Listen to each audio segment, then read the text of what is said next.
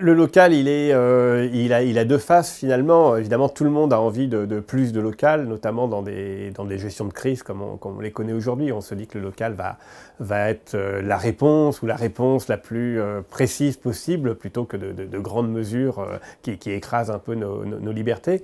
Mais en réalité, c'est parfois trompeur le local parce que le local, il est aussi vecteur de repli sur soi, en tout cas pour moi, et parfois même souvent d'inégalités. C'est-à-dire qu'évidemment, le local, c'est souvent... par exemple, j'ai été confiné dans un endroit où il y avait la forêt à proximité, des aménités. Je n'étais pas content de ne pas pouvoir sortir, comme tout le monde, d'être confiné. Mais parce que j'avais la possibilité d'avoir une forêt à proximité. Et c'était normal, finalement, que je subisse la même interdiction que la personne qui habitait en appartement dans une banlieue.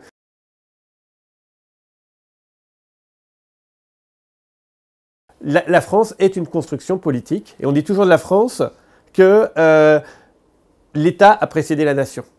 Ce qui est un cas sans doute unique au monde. Parce que dans tous les pays du monde, c'est d'abord une nation, comme en Allemagne, en Italie, et après on crée un État politique. Parce qu'il y a une nation qui parle la même langue, etc. En France, c'est l'inverse. Il y a d'abord eu l'État, c'est-à-dire le roi de France, et le roi de France a étendu progressivement son territoire et a inventé une nation, a inventé une langue, a inventé un territoire, alors que toute autre configuration aurait pu être possible. La Bretagne aurait pu devenir un État indépendant. L'Occitanie aurait pu devenir un État indépendant, ou faire un grand État avec l'Espagne ou l'Aragon.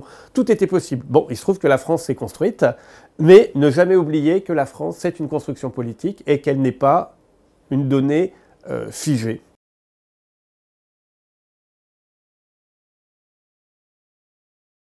Alors, il faut se méfier pour moi de la relocalisation territoriale parce que le local est souvent vecteur d'inégalité ou en tous les cas de choix stratégiques en se disant je préfère habiter ici plutôt qu'ailleurs parce que je vais améliorer ma qualité de vie, mon confort de vie et finalement le local génère nécessairement des inégalités et donc il y a que le niveau supérieur qui peut les corriger.